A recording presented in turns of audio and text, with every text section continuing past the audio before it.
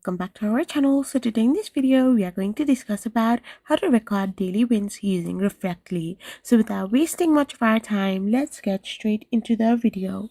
So if you want to use Reflectly to simply record your daily wins, all you can do is simply go and tap open your Reflectly app, or you can simply go and app open your website as well.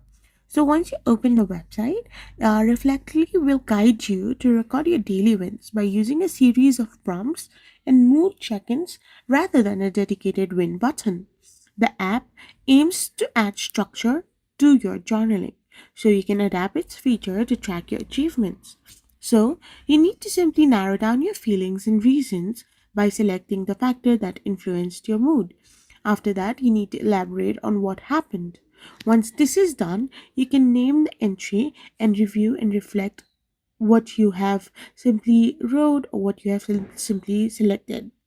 You can also do the daily challenges and prompts, and this way you can use Reflectly to record your daily wins. I hope you found this video helpful, so don't forget to hit that subscribe button and to give us a thumbs up. Thank you for watching.